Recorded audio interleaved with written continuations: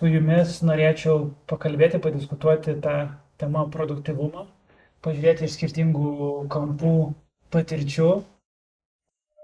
Man iš viso pirmas klausimas, gal bendras. Vat būna ieško produktyvų mokymų ir būna laiko planavimo mokymų.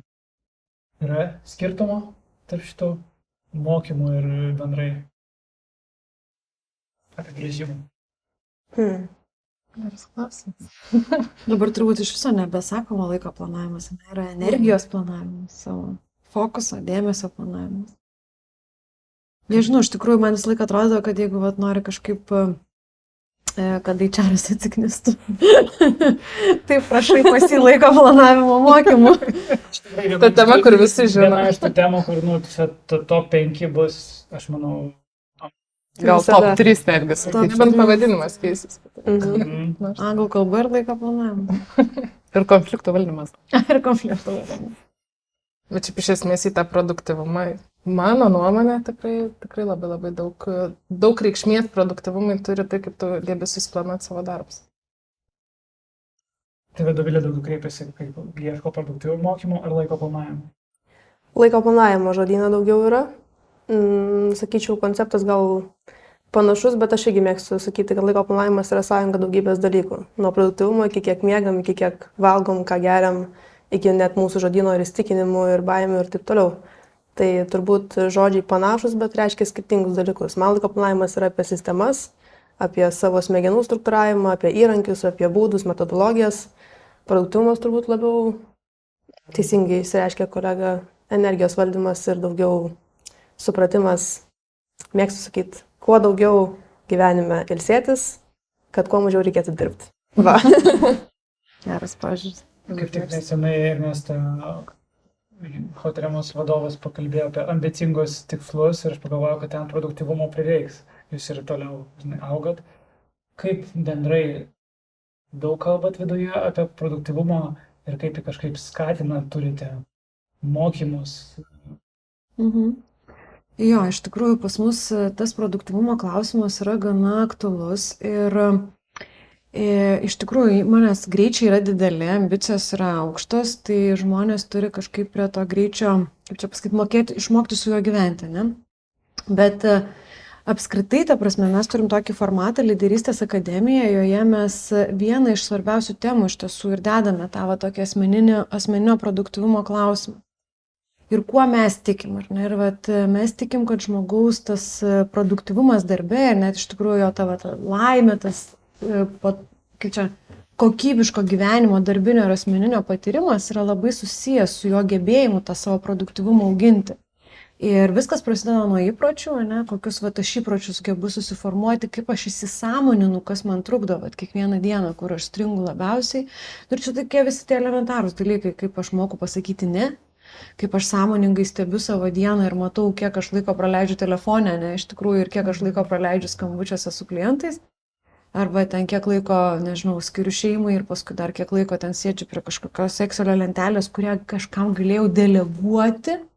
Tai mes iš tiesų labai daug apie tai kalbame tame Lyderystės akademijos formate ir turbūt bandom ištraukinėti ir suteikinėti įgūdžius, kurie yra susiję su savo įpročių formavimu, su užduočių, su delegavimo įgūdžiu, su grįžtamojo ryšio atidavimu ir to tokio savo asmeninio sąmoningumo auginimu. Nes turbūt sunku nekeistis, jeigu aš sąmoningai nesuprantu, kad, čia žinokit, jau dega viskas aplinkai, ne? Tai arba jaučiu, kad dega, bet niekaip nesuprantu, kodėl. Tai mūsų daugiau to fokuso ir akademijoje yra būtent tą žmogaus sąmoningumo auginimą. Tik tada gali keistis dalykai jo darbinėje aplinkoje.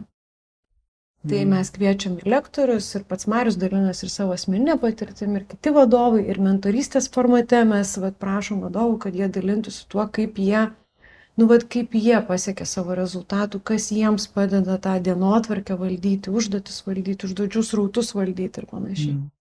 Ne visos užduotis yra reikalingos, ne visos 100% svarbios ir tas prioritetų nusistatymo įgūdis irgi yra labai svarbus įgūdis tam asmeninio produktyvumo auginimui. O bendrai, kaip matote, kiek noriai žmonės iš komandų mokosi to laiko planavimo, produktyvumo?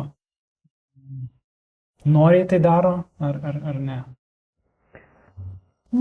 Kaip čia pasakyti, turbūt noriai, iš pradžių, žinai, gal labai būna sunku savo pripažinti, kad aš čia kažko nežinojau arba kažką dariau ne taip, net ir man pačiai asmeniškai, nežinau, kažkaip perskaičius apie habits, kokią tais knygą, man atrodo, čia nesąmonė, čia neveiks, bet paskui pabandau ten tą stiklinę su vandeniu kiekvieną dieną išgerti ir žiūriu, kad veikia. Tai ta prasme, gal šiaip toksai, kaip tu mokai žmonės, ar ne, ar turbūt nereikia jiems kažkaip jų pastatyti, kad jie čia kažkaip labai blogai veikia, kažko nežinojo, nemokėjo, bet tiesiog atiduoti jiem patiems žinias, skatinti juos savarankiškai smalsiai ieškoti savyje, savo uždavinėti klausimus, ne? Tai tas gal pasirinktas būdas mokymo ir ar tu čia kažkaip priverti visus, dabar visi ten kažkokią pildykit rodiklių lentelę, ne? Ar tu sakai, kad žiūrėk, yra A, B, C variantai, kuris tau gal fainesnis? Ja, čia gal ta tema produktyvumas yra atskaitomybė. Pavyzdžiui, Giedrė pas save komandai turi griežtą atskaitomybę, žiūrėk, toks lygis produktyvumo turi būti tiek užduočių. Tai čia apie mane sakai, kad aš tokia? Jo, galėjau. Taip aš atrodau? Aš tai klausausi Ernestos ir man labai faina, kad yra tokių organizacijų, kurios, realiais pavyzdžiais jau realią savo gyvenimo praktiką organizacijai prieina prie sąmoningumo. Ir kad, einam per asmeninį augimą, o ne per kažkokį tą tokį, man kai kuriais momentais dirbtinį atrodo laiko planavimą, ne, kad aš turiu tam tikrus elementus padaryti ir jau tada tikrai veiks.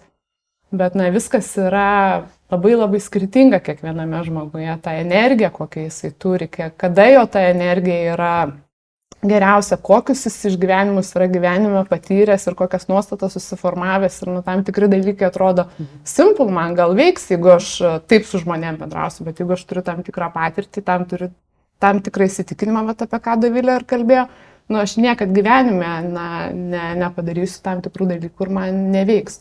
Tai man tas sąmoningumo auginimas ir savo mokymas žmonių stebėti save, suprasti save, gal aš dar praplėsiu valdyti energiją, kas man labai patiko, Ernesta, kai tu pasakai, kad tai yra ne laiko planavimas, bet energijos planavimas ir kažkoks valdymas, tai yra labai svarbu.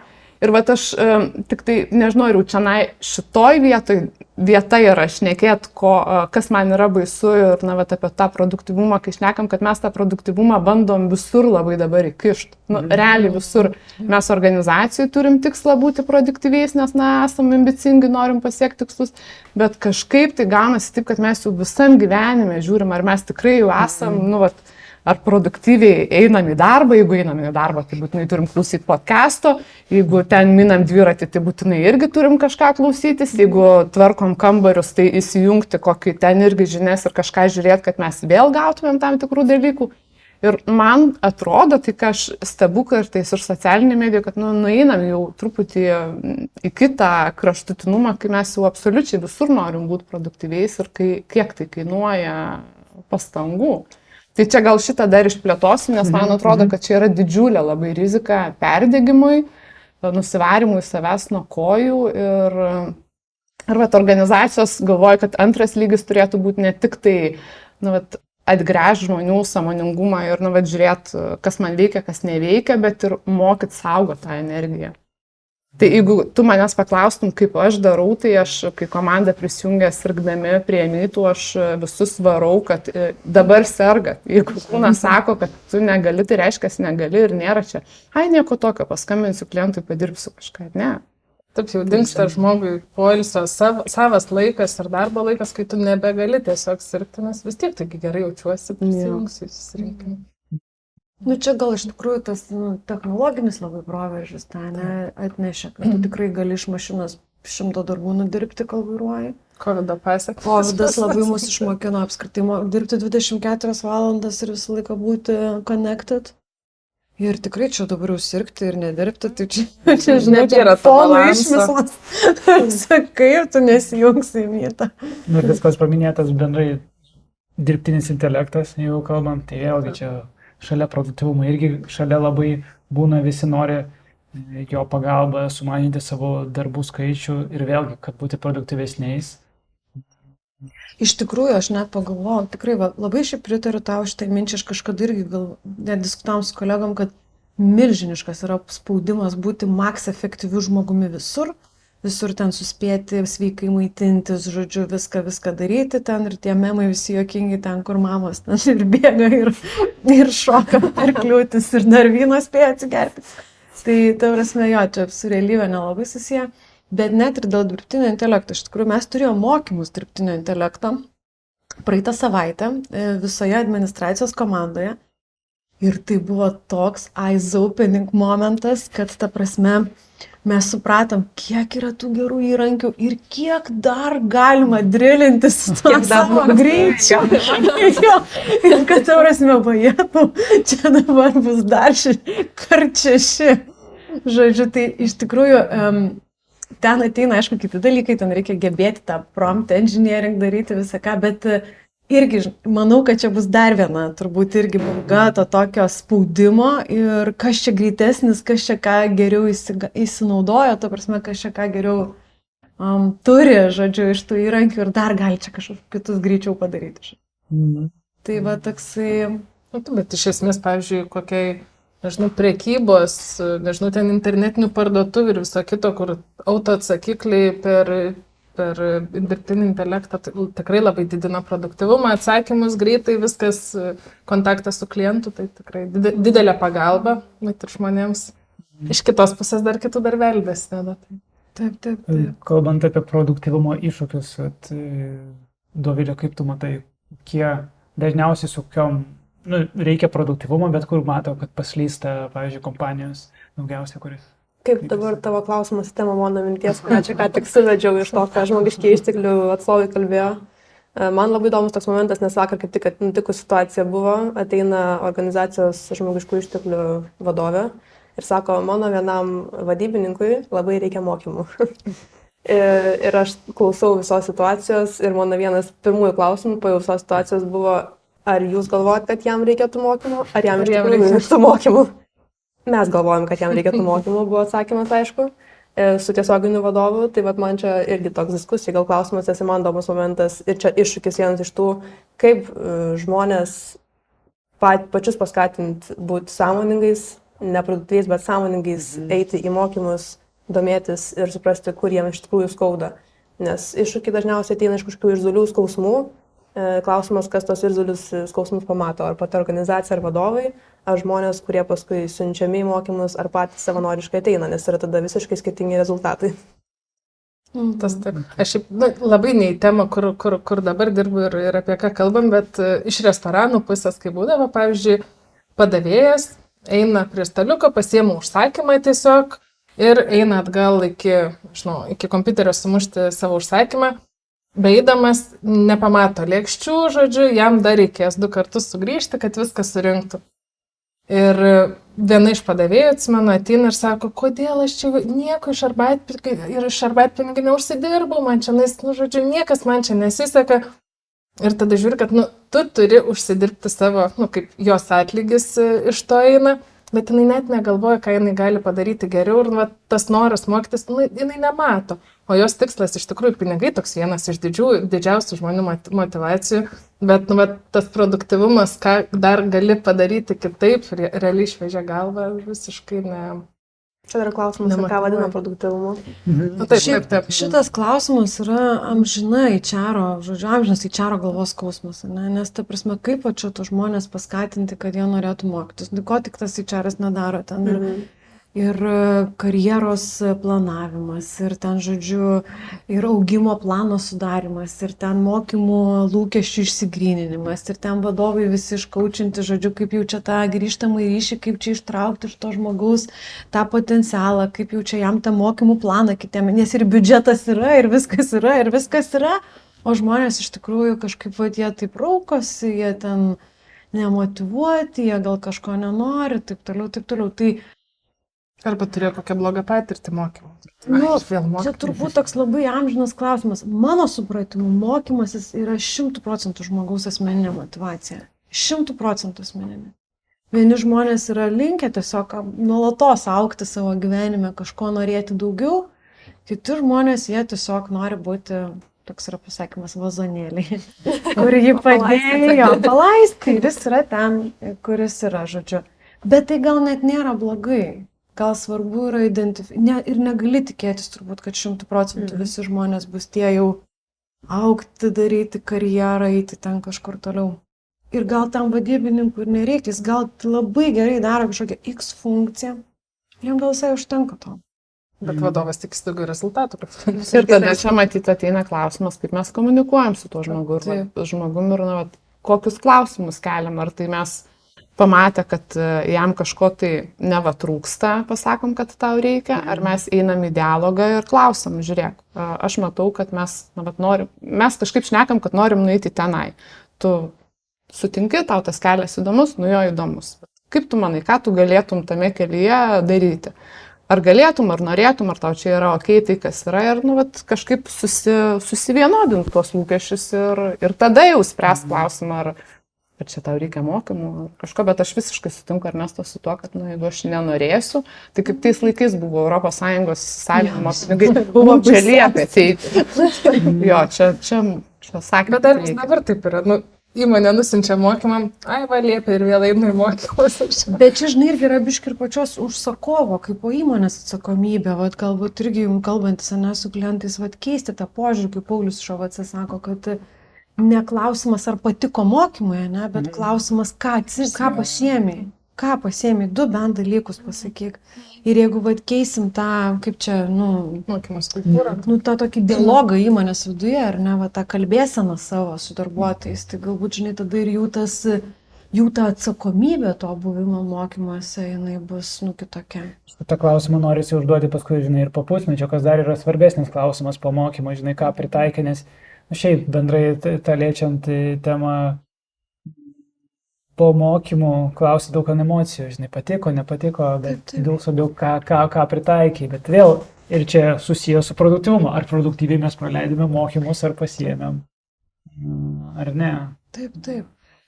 Aš šiaip esu gal šalininkė, kad kartais tie mokymai ir turi būti dėl fun. Kaip sakai, ne? Kad, tikrai smagiai praleisti laiką, pailsėti nuo darbų ir pabūti tam, pavyzdžiui, su kolegomis kažkokioj naujoj temai, gal kažkokioj tokioj, kur niekad labai nemaščiau tą temą. Tai nesakyčiau, kad tokia yra beprasmiška investicija ir į tokį laiką, mano supratimu, jinai visai prasminga yra. Bet, taip, jo, ta kita pusė to darimo, kaip pasakyti, pavyzdžiui, tas pats grįžtamasis ryšys, ne, ten reikia mokytis grįžtamo ryšio, arba, ten kažkokios, nežinau, savo, kad ir to produktyvumo, didinimo, kad kažkaip dabar kitaip planuosim.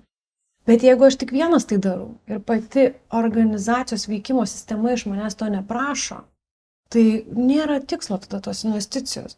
Kaip pavyzdys, ten sakau, iškalbant lengviau už tai čarnių dalykų, kad, sakykime, ten apmokinom visus vadovus grįžtamojo ryšio, bet nėra kažkokios aiškios veiklos valdymo sistemos, kuriems nuolat tą grįžtamą ryšį reikia teikti, ar ten, kur pas jūs eina žmonės ir sako, prašau, vertink, kaip čia man vakar sekės. Jeigu to nėra, tai visą tai... Ir pačia testinumą viso pamokymo. Jeigu tiesiog buvo ir palikom. Yra kompanijose standartai vadovavimo, standartai grįžtamojo ryšio teikimo standartai, bet laiko planavimo kažkokių standartų, ne, ir jie iš jūsų manoma, nes mes irgi ypatingai kalbam apie tai, kad turi būti toks individualumas, nes kiekvienas kitaip, bet ar įmanoma, kad būtų ir standartai laiko planavimo, kurie laikosi pas mus kompanijų organizacijai? Iš mano patirties yra tas, kad ta susirinkimų ekosistema, kaip susirinkimų ekosistema veikia, tai yra gal šiek tiek atliepiantis šitą kampą dalykas, kad, ta prasme, jeigu mes susitarėm, kad susirinkimas trunka kem 5 minutės ir per jį kalba visi, tai kažkaip tada visi žino, kad turi ateiti pasiruošę, ne? Tai gal per tokį kampą, bet gal yra ir kažkokių kitų pavyzdžių. Man irgi pirma mintis buvo su tokiom taisyklėm, labiausiai komunikaciją atliepiančios, nes kai turim komunikacijos triukšmų, turim tada daug visų vadinamo neproduktyvaus laiko arba laiko švaistimo. Bet, sakyčiau, iš to, ką veikiam mes, pavyzdžiui, su klientais, visai įmanoma. Ir labai sudėtinga pamatuoti produktyvumą ketvirčio, pusės metų ar metų perspektyvai, kai neturi tam tikrų rodiklių, nebent visi ten, nežinau, vestų savo laiką ir tada galėtum matematiškai Excelį paskaičiuoti. Bet yra labai gera matyti gerą pokytį tiesiog per perdegimo arba nebesirgimo prizmę. Nes čia, kai minėjai, mano top klientai yra visi sergantis. Visi ateina po visų perdegimų, ten turi per metus kokius nors didelius renginius, visi išserga, ligoninėse praguli 2 savaitės su 39 temperatūros ir tada sako, mums čia laikas turbūt jau. Tai... O nuo ko, Dovilė, pradedi? Vat ateina sergantis klientas ir jau išsitaškęs visiškai, tai kokie yra, aš tai, žinai, taip iš šono žiūrint, tai eiktų kitur kažkur tai gydytis, o ne pas produktyvumo ekspertą. Tai, bet kokie yra žingsniai ir ką darot? Yra plona riba tarp to, kur reikia jau kitur eiti gydytis ir tai tikrai būna, kad nukreipiam, nors patys nesam nei psichoterapeutai, nei coacheriai, nei psichologai, bet tikrai reikia tam tikrų kai kur momentų ne pas mus. Tai pirmiausia, labai gera detalė analizė, kad suprastumėm, iš kur tai viskas ateina. Ir dažniausiai žmonės patys ją pasako ir padiktuoja. Tai kad ir kiek organizacijos, nežinau, vadovai arba lyderiai sakytų, kad mes va tokį vaizdą matom, bet žmonės pasako visiškai, praktiškai, nesakau, kad kitą vaizdą paveikslą, bet jie išgrynina tokių momentų, kur matom, kad tikrai ten reikia gilintis ir pradėti. Tai jo, ta analizė netrumpa, dėl to būna labai sudėtinga įtikinti, pavyzdžiui, organizacijas, kurios kaip ir perka pačios jau idėją ir misiją, kad mums reikia laiko planavimo kažkokių tai taisyklių ar kaip tu sakai, struktūravimo standartų, jos jau kaip ir supranta, kad kažkas ne taip, bet kai pradeda iš tikrųjų gilintis ir parodo, kiek iš tikrųjų yra ne taip, visame tame tada būna sudėtinga parodyti, koks bus rezultatas at the end of the day. Nes labai yra baisu matyti paleist kontrolę. Aš pasižiūriu apie kai kurias organizacijas, kur, tarkim, koks ateina pirmadienis ir susirinka, man tikrai pasakoja, kaip sako, aš šiandien neišlindau iš susirinkimų, 10 susirinkimų per dieną. Kaip taip įmanoma, apie kokį produktyvumą mes galim kalbėti, jeigu aš turėjau kokių 10 susitikimų po pusvalandį, po valandą. Tai apie ką ten jau tiek reikia susitikinėti, bet aš suprantu, kad didelėse organizacijose, ypatingai kur daug reikalų vyksta, man atrodo, kad kaip be susitikimo, kaip be susirinkimo ir kaip be tokios kontrolės. Pas mus, pavyzdžiui, irgi, kadangi pasaulinė organizacija, tai turim ir europinius susitikimus, ir baltikinius, ir čia Lietuvos jau lokalius. Tai realiai taip ir atrodo mano diena, nuo ryto ateini ir sėdi susirinkimas po susirinkimo, ir taip, nežinau, 8, taip, plius minus. Ir kada pasidarai savo darbus, tai grįžus vakare. Jau ten aš mėgdai vaiką, pasirašiu mokymams ir čia aš irgi buvau ta, kur jau atėjau ir sakau, nereikalingi tie susirinkimai kai kurie, kur tiesiog ateini, žinai, kad pusvalandžio ir tiesiog tempi gumą, kad reikia. Tai iš tikrųjų ėjau su to grįžtamu ryšiu pas tuos, kur jau tikrai tempdavo gumą ir labai pasikeitė. Tai čia dabar jau kokį mėnesį turiu po truputį mažiau, tokius tarpelius kai kur. Yra, kad žmonių dar suvokimas apie tuos susirinkimus, kad reikia. Bet čia sunkus pokytis, čia labai kultūrinis iš tikrųjų yra pokytis ir net esu dariusi aš tą pokytį ir susirinkimų taisyklėm ir taip toliau ir ten to trumpinimu. Ir penktadienės diena be susirinkimų ir susirinkimai gali būti tik nuo 10 ryto iki 3 dienos. Nes iki 10 tu dar kažką pasidarai ir po 3 irgi pasidarai. Tai šiaip vadovo pasipriešinimas būna milžiniškas tokiom idėjom. Ir tu supranti, kad biški laikos visi ir paskui vėl visi įkrenta ir nebesilaiko, nes visi klausimai labai svarbus. Ir tą klausimą būtinai reikia spręsti ir tą penktadienį, ir tą ketvirtą ir taip toliau. Tai toksai, tas pokytis labai sudėtingas. Koks būtų tada vadovo atsakymas, kam tie tada reikalingi susitikimai? Mes čia sutarim, kad jų per daug yra, tokiai tada, iš vadovo perspektyvos. Kam tada reikia tų susitikimų? Tai rezultatas turi būti kažkoks. Aš tai irgi, nu, vat, dar kai dirbdavau organizacijose, tai aš tuose susitikimuose, kur įlendi ir atrodo išlysti, neįmanoma, aš buvau pradėjusi skaičiuoti, kiek išleidžiam pinigų. Nes jeigu, tarkim, vadovų susirinkimas, ir, nu, matematiškai pasiskaičiuokim, kiek kainuoja vadovo valanda, nu, tą labai lengva padaryti. Ir sėdi 10 vadovų, kurių atlyginimai po kelius tūkstančius eurų, ne?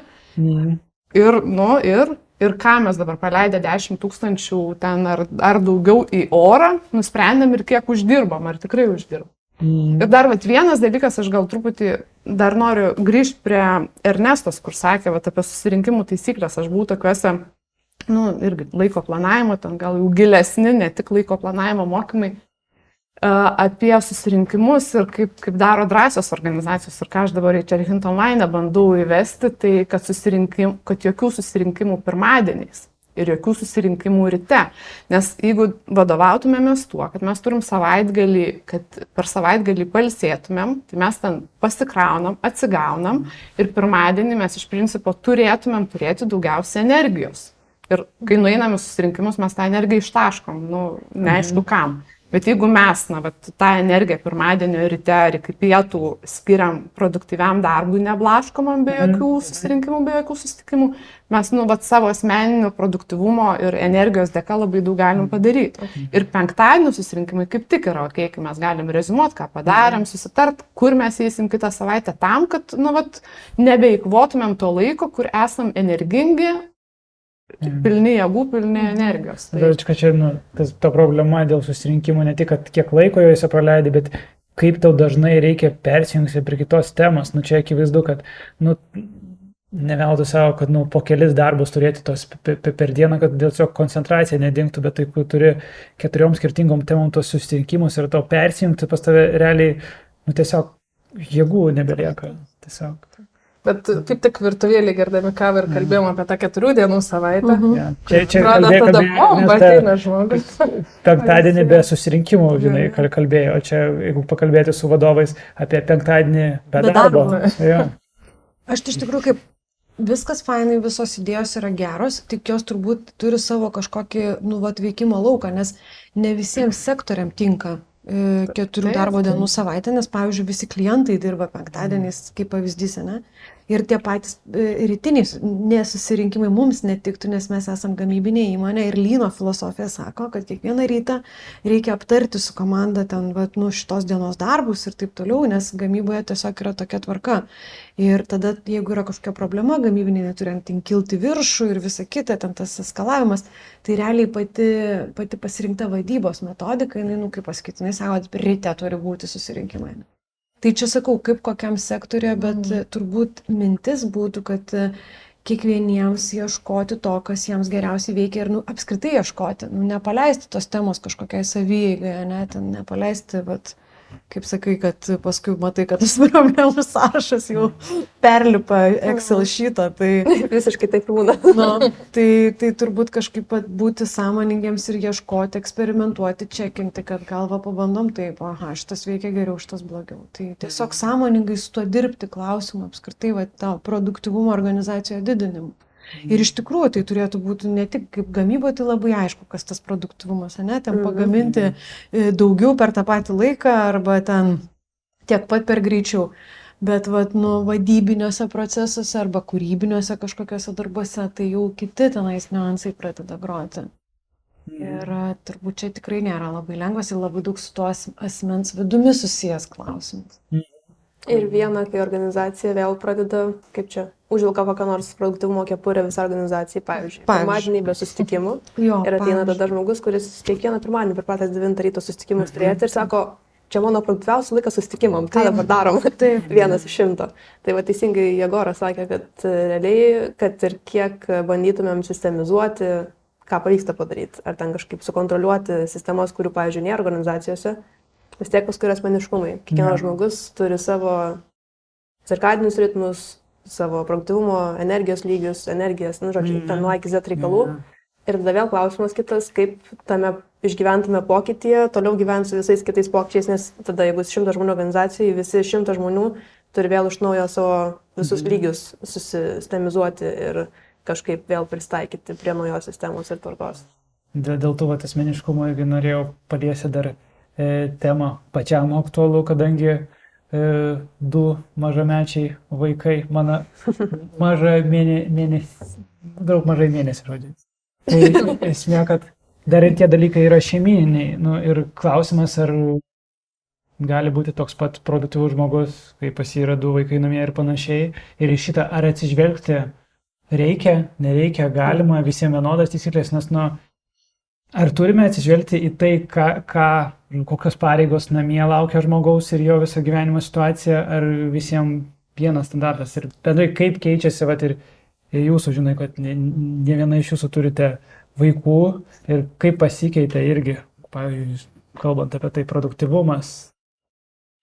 Nu, aš gal prisimenu COVID laikus, ne, mes turėjom labai griežtą taisyklę neiti į ofisą. Buvo labai griežtas susitarimas, bet mes tikrai padarėm išimtis žmonėm, kurie turėjo mažų vaikų ir kuriems tiesiog, nu, yra be proto sudėtinga, ten, sakykime, nežinau, vieno kambario bute arba ten, nu, kažkokiai tikrai labai nepatogioje aplinkoje atsiriboti nuo to vat, vaikų buvimo ir tada dažnai žmogus patiria 2 stresą, nes jis stresuoja, kad vaikų neskiria dėmesio ir stresuoja, kad darbo neatlieka kokybiškai. Tai vat, tai turbūt aš asmeniškai visose sistemose noriu dar individualiai atsižvelgti, jeigu žmogus turi kažkokią asmeninę situaciją ir mes, nu, kaip pasakyt, turim gerbti tą vat, jo buvimą su mumis ir atsižvelgti, be abejo. Čia taip pat senais laikais biuletenis vaiko priežiūrai, nu, vaikas susirga, biuletenis sėdi namuose ir tikrai nedirbi namuose. O dabar ką darau? Sėdi prie kompo, vaikas ten kokią kakavą ant klaviatūros pila ir vis tiek bandai dirbti, nes nu, taip yra normalu. Nes produktyvumas yra kieta. Kuo daugiau padaryti ir kuo trumpesnį laiką. Nes paskiau bus dar krūva darbų, kuriuos reikės padaryti, bet jeigu susikaups ir turės tikrai tam energijos, tai padarys tikrai greičiau negu kad su vaiku ten, kuris tai... Nežinau, man, pavyzdžiui, su Spider-Manu buvo ten ir su traktorium, tai per galvą važinėjo susirinkimą, tai sėdi ir nieko nepadarysi. Visi šiaip, nu, daugumai buvo visokių situacijų su vaikais dabar per susirinkimus online. Tai... Taip. Aišku, kad žmogaus gyvenimas pasikeičia, čia jis be abejo pasikeičia ir jam reikia išmokti, nežinau, kaip čia naujų savo ten to gyvenimo taisyklių ir kaip atrodydavo, kaip čia tokia pavargus va grįžtų iš to darbo, ne? Tai kai atsirado vaikas, tai supratau, kad nieko čia nepavargus nuo to darbo. Tai viskas čia gerai. Tai toksai yra, nu, nauji potyriai, jie kažkaip naujai suformuoja tą ir dienotvarkę, bet turbūt, nu, čia vis tiek tas užtrunka laiko, tas kažkaip natūraliai vyksta. Įmonėse yra žmonių su vaikais, įmonėse turbūt yra žmonių, kurie, pavyzdžiui, tėvus senus prižiūri, visokių situacijų, ne, yra. Ir nu, vat, kažkaip tie ritmai susivaikšto. Bet iš kitos pusės, kai sakoma, ko mama nepadaro, kai atsiranda vaikas, nu, ant kiek jinai visko daugiau gali padaryti vienu metu, tai tikrai atsimenu, kaip vaikas čia nais užmigdytas, tu dar keptuvė, čia kepi valgy darai, tai nu, tikrai, net nežinau kaip išsireikšti, bet nu, mamos atsiranda papildomas super galios. Klausimas, kokia kaina, aišku. Taip. Bet jinai yra. Bet čia irgi šitą vietą, kadangi aš turiu, visą laiką aš buvau veikli ir turiu, kaip sakyčiau, daug vaikų. Tai kas man buvo svarbu, išlaikant tą produktyvumą, nes aš tikrai paskutinius, nu, mano 3 vaikai ir 2 mažučiai yra, jau kai aš turėjau savo verslą ir kai vyščiau savo verslą, tai viskas buvo ir verslas, ir vaikai, ir mano visos dar idėjos. Tai man kažkaip reikėjo atrasti tą modelį, kad neišprotėčiau, bet ir kaip Dovilė sakai, kad nebūtų ta kaina per didelė. Tai man tai atrodo, čia labai svarbu yra ir vaikus nuo mažų dienų mokyti laiko planavimo, savarankiškumo, produktyvumo, nes iš tikrųjų, nu, kartais kažkas tai būna ir mamoms, ir tėčiams, kad tie vaikai karaliai pasidaro. Pas mane, man yra svarbu gyventi savo gyvenimą ir tie vaikai mano, tikrai nuo pirmųjų dienų jie nenori cerberio pasirodyti, bet turi tam tikrą grafiką, kada eina miegot, kada eina valgyti. Ir aš tada galiu išlikti sveiko proto ir adekvati, žinodama, kad mane nueis 7 valandą miegoti ir aš turėsiu dar savo laiko ir galėsiu normaliai naktį miegoti, o ne, kaip girdžiu, ten iki 12 valandos nemiega vaikai, tada aš kažkada miegoti. Koks gali būti produktyvumas, kai aš visiškai užsileidžiu ant galvos ir čia toj vietoj nebevaldau savo. situacijos. Ir va kaip atrodo, ne, kad taisyklės jos įrėmina, ne, kažkaip tą gyvenimą tokių šablonų sudėlioja, bet iš tikrųjų tos taisyklės išlaisvina. Visiškai. Tu kaip tik ta Čia net prasme. ne taisyklės, gal rutina labiau tam vaikui. Nu, bet yra tikrai rutina, svarbi. bet ir savo taisyklėse, ne, kad ten, va dabar čia pabūsiu, paskui va taisiu padaryti, tai toksai, Ir būna kartais, bet būna mes su vyru kažkur tai, norim važiuoti į svečius ir žinom, kad dabar, mūsų vaikas eina 7 valandą miegoti. Ir taip atrodo, bambačkai visiškai dabar sėdėm čia tuose namuose, niekur neina. Ir būna kartais, gerai, nuvarom. Ir grįžtam tada išsitaškę viskas. Kaina už Jo, ir tada kokios 3-4 dienos, kol mes grįžtam į normalų ritmą. Tai aš galvoju, ačiū, palauksiu, užaugs tie vaikai ir aš Naisiu vakarienės. sveiko proto dar likusi galėsiu atsimti savo. Tai. Labai gera paralelė. Su organizacijom lygiai taip pat, man atrodo. Turbūt, kad tai. Dar apie organizacijas kalbam, kad viskas nuo galvos prasideda, ar taip ir yra su produktyvumo laiko planavimu, ar matote, kad tos organizacijos, kurioje veikiate, nuo vadovo viskas taip ir žemyn paima tuos įpročius iš vadovo, ar kažkaip tai susijęs su kaip vadovas planuoja laiką, taip organizacija planuoja savo laiką. Yra kažkokių tokių paralelių? Iš mūsų, pavyzdžiui, įmoniai, gal generalinis direktorius nėra tas, kur ten siuntinėja visiems užduotis ir panašiai, bet tikrai yra vadovų, ir girdžiu iš kolegų, kad, kaip pavyzdys, per pietus uždėjo mytą. Ir ką daryti? Reikia įti tą mytą. Bet iš esmės, kokį pavyzdį vadovas duoda savo darbuotojams, tai ir jie lygiai taip pat elgesi. Tai turbūt, sakyčiau, vadovas didžiausias pavyzdys turi būti visą laiką, tai nebūtinai aukščiausias grandies, bet bent jau viršesnis už specialistą ten ir panašiai turėtų kažkokį pavyzdį. Tu geriau kažkaip dalinėsi tipsais apie laiko planavimo, produktyvumo su tavo komanda? Mes labai dažnai šitoj temai būnam. Tikrai dažnai būnam. Ir va dabar, ką kalbėjau Aušra apie tuos, Bet čia, kada įkels susitikimą ar kažką, tai mes tikrai, kadangi pas mus tai asmenybės visi, tai labai apie tai šnekam, kad aš tada negaliu, nes man pietus, mes nesiunčiam net komandos viduje laiškų savaitgaliais vakarais, jeigu ir dirbam, jeigu mums patogu dirbti vakare, tai užskedulinam, kad kristų darbo metu tas laiškas.